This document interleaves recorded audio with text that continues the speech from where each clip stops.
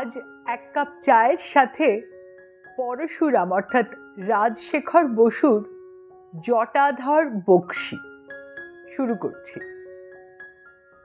নূতন দিল্লির গোল মার্কেটের পিছনে কুচা চমৌকিরাম নামে একটি গলি আছে। এই গলির মোড়েই কালীবাবুর বিখ্যাত দোকান ক্যালকাটা টি ক্যাবিন। এখানে চা, বিস্কুট, সস্তা কেক, সিগারেট, চুরুট আর বাংলা পান পাওয়া যায়। তামাকের ব্যবস্থা আর গোটা কত হুঁকো আছে। 2-1 মাইলের মধ্যে যেসব অল্পবিত্ত বাঙালি বাস করেন তাদের অনেকেই কালীবাবুর দোকানে চা খেতে আসেন। সন্ধ্যার সময় খুব লোক সমাগম হয় এবং জাঁকিয়ে আড্ডা বসে। পৌষ মাস পড়েছে, সন্ধ্যা 6:30। বাইরে খুব ঠান্ডা, কিন্তু কালীবাবুর টি ক্যাবিন বেশ গরম। ঘরটি ছোট, একদিকে চায়ের উনুন জ্বলছে, 15-16 জন পিপাসু ঘেঁষাঘেঁষি করে বসেছেন। সিগারেট, চুরুট আর তামাকের ধোঁয়ায় ঘরের ভিতর ঝাপসা হয়ে গেছে। রামতারণ মুখুজ্জে কথা বলছিলেন। এনার বয়স প্রায় 65। মিলিটারি অ্যাকাউন্টসে কাজ করতেন, 10 বছর হলো অবসর নিয়েছেন। 2 ছেলেও দিল্লিতেই চাকরি পেয়েছে, সেজন্য রামতারণ এখানকার স্থায়ী বাসিন্দা হয়ে গেছেন। ইনি একজন সবজান্তা লোক। কথা বলতে আরম্ভ করলে থামতে চান না, অন্য লোককে কিছু বলবার অবকাশও দেন না। চায়ের আড্ডার সবাই একে উপাধি দিয়েছে বিরাট ছেঁদা, অর্থাৎ দ্য গ্রেট বোর। রামতারণ বাবু বলছিলেন, আরে না না, তোমাদের ধারণা একেবারে ভুল। ভূত আর প্রেত স্বতন্ত্র জীব। আমি বুঝিয়ে দিচ্ছি, শোন। মৃত্যুর পর মানুষ যতদিন বায়ুভূত, নিরালম্ব, নিরাশ্রয় হয়ে থাকে, অর্থাৎ যে পর্যন্ত আবার জন্মগ্রহণ না করে, ততদিন সে প্রেত। কিন্তু স্কুলমাস্টার কপিল গুপ্ত বললেন, অর্থাৎ পরলোকের ভ্যাগাবানরাই প্রেত। বক্তৃতায় বাধা পাওয়ায় রামতারণ বিরক্ত হয়ে বললেন, ফাজলামি রাখো, যা বলছি শুনে যাও। মৃত্যুর পর মানুষ চিরকাল প্রেত হয়ে থাকে না, আবার জন্মায়। ধ্রুবং জন্ম মৃত্যুস্য চ। কিন্তু যারা ভূত, তারা চিরকালই ভূত। কপিল গুপ্ত আবার বললেন, বুঝেছি, যেমন গাজনের সন্ন্যাসী আর লোটা চিমটে কম্বলধারী 12 মাসে সন্ন্যাসী। আহ, চুপ করো না। মরা মানুষের আত্মা হলো প্রেত, বিলিতি গোস্টও প্রেত, কিন্তু পিশাচ আর পল্টারগাইস্টকে ভূত বলা যেতে পারে। ভূত হলো অপদেবতা। তারা ওই নাকে কথা কয়, ভয় দেখায়, ঘাড় মটকায়, নানা রকম উপদ্রব করে। কিন্তু প্রেত সেরকম নয়। জীবদ্দশায় যার যেমন স্বভাব, প্রেত হলেও তাই থাকে। তবে চলিত কথায় প্রেতকেও লোকে ভূত বলে। এই সময় একজন অচেনা লোক ঘরে প্রবেশ করলেন।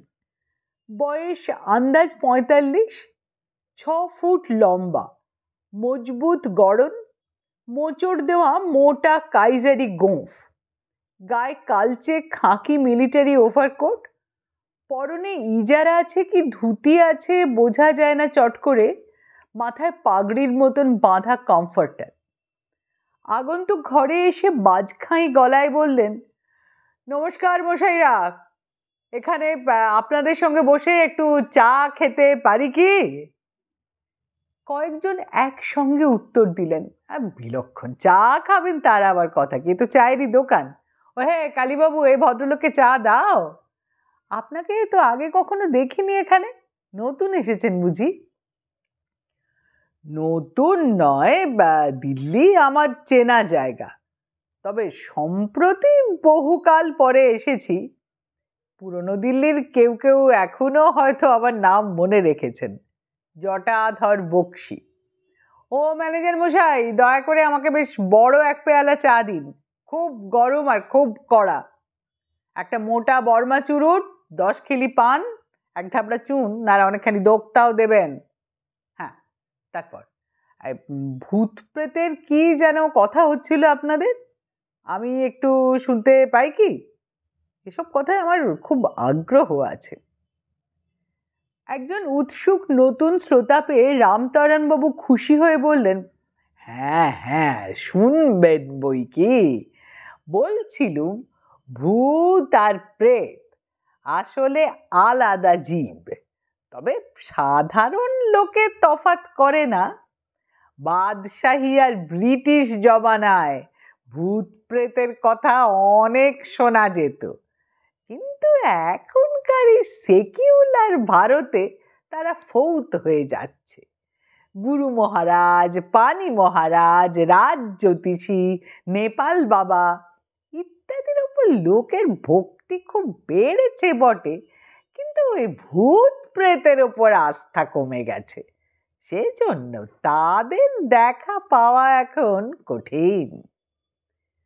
কপিল গুপ্ত বললেন, বিশ্বাসে মিলায় ভূত, তর্কে বহু দূর।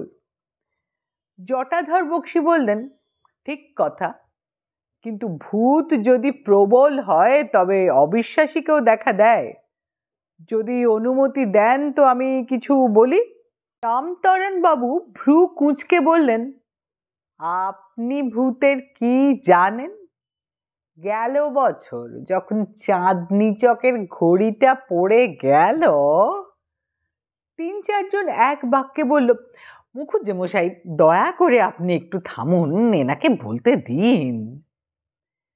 জটাধর বক্সী বলতে লাগলেন, বাদশাহ জাহাঙ্গীরের আমলে দিল্লিতে একবার প্রচণ্ড ভূতের উপদ্রব হয়েছিল। আমাদের ভারতচন্দ্র রায় গুণাকর তার চমৎকার বৃত্তান্ত লিখেছেন। ভবানন্দ মজুমদারের ইষ্টদেবীকে জাহাঙ্গীর ভূত বলে গাল দিয়েছিলেন।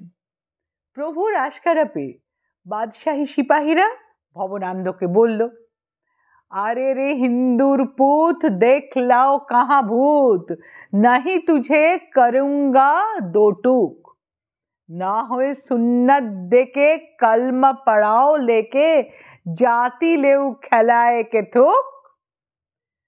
তখন ভবানন্দ বিপন্ন হয়ে দেবীকে ডাকলেন। ভক্তের স্তবে তুষ্ট হয়ে মহামায়া ভূত সেনা পাঠালেন। তারা দিল্লি আক্রমণ করল। ডাকিনী, যোগিনী, শাঁখিনী, পেতিনী, গুজ্জক, দানব, দানা, ভৈরব, রাক্ষস, বক্ষস, খক্ষস সমরে দিলে কো হানা। লপটে ঝপটে দপটে রবটে ঝড় বহে খরতর, লপ লপ লম্ফে ঝপ ঝপ ঝম্পে দিল্লি কাঁপে থর থর। তাথই তাথই হো হো হই হই, ভৈরব ভৈরবী নাচে, অট্ট অট্ট হাসে, কটমট ভাসে, মত্ত পিশাচি পিশাচে। অবশেষে বেগতিক দেখে বাদশাহ ভবানন্দের শরণাপন্ন হলেন। বিস্তর ধন দৌলত খেলাত আর রাজগীর ফরমান দিয়ে তাকে খুশি করলেন। তখন ভূতের উৎপাত থামল। সেকালের তুলনায় আজকাল ভূত প্রেত কিঞ্চিত দুর্লভ হয়েছে বটে, কিন্তু এই দিল্লিতে এখনো ভূত দেখা যায়। কপিল গুপ্ত বললেন, মুখুজ্জেমশাই, আপনি তো প্রাচীন লোক, বহুকাল দিল্লিতে আছেন, ভূতের সঙ্গে কখন আপনার মোলাকাত হয়েছিল? রামতারণ বললেন, আমি নিষ্ঠাবান ব্রাহ্মণ, তোমাদের মতন অখাদ্য খাই না, নিত্য সন্ধান্বিক করি। ভূতের সাধ্য নেই যে আমার কাছে ঘেঁষে। কপিল গুপ্ত বললেন, আচ্ছা জটাধর বাবু, আপনাকে তো একদিন চৌকস লোক বলে মনে হচ্ছে, আপনি ভূত দেখেছেন?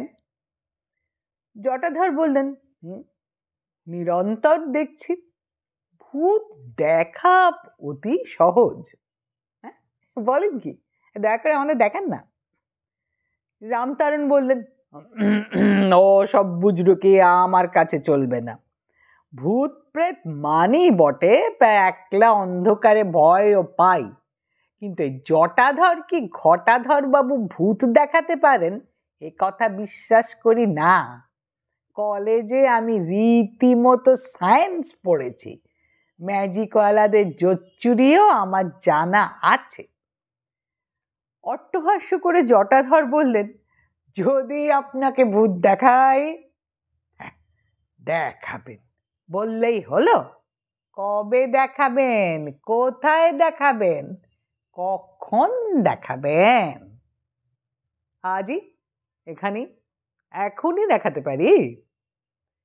কপিলগুপ্ত বললেন, দেখিয়ে ফেলুন মশাই, দেখিয়ে ফেলুন, আর দেরি করবেন না, আমাদের বাড়ি ফেরবার সময় হয়ে গেল তো। কিন্তু কি দেখাবেন আপনি? ভূত না প্রেত? রামতারণবাবু প্রতিবাদ সইতে পারেন না, চটে গিয়ে বললেন, বেশ, এখনই দেখান, ওই ভূত প্রেত ব্রহ্মদত্তি শাঁখচুন্নি যা পারেন দেখান।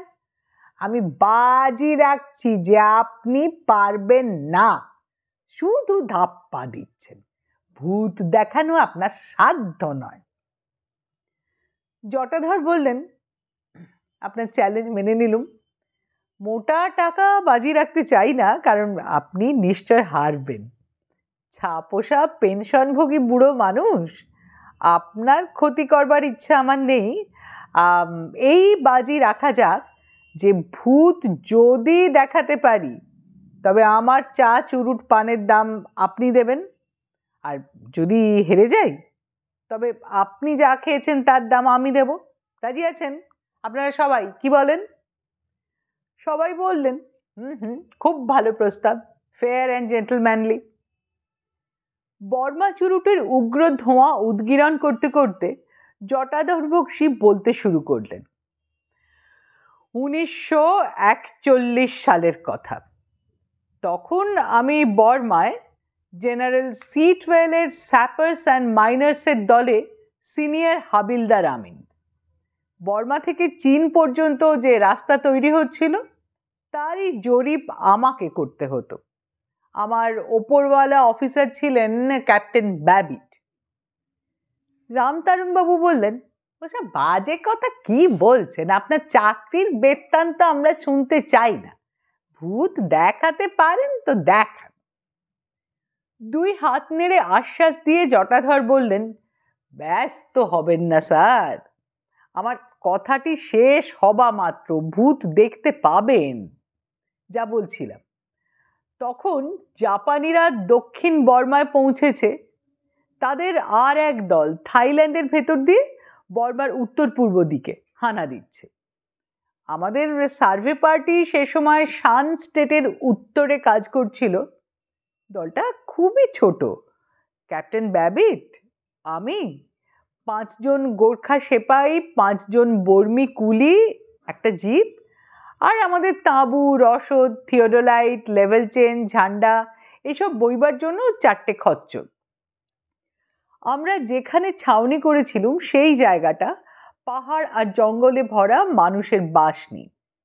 বাঘ, ভাল্লুক এইসব জানোয়ারের খুব উপদ্রব। বন্দুক দিয়ে মারা বারণ, পাছে শত্রুরা টের পায়।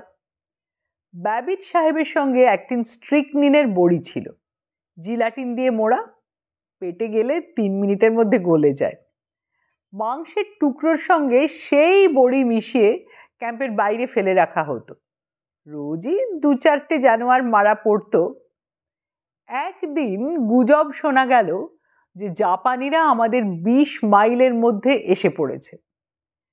ক্যাপ্টেন ব্যাবিট বললেন, ওহে বক্সি, শুধু তুমি আর আমি একটু এগিয়ে গিয়ে দেখি চলো, আর সবাই ক্যাম্পেই থাকুক।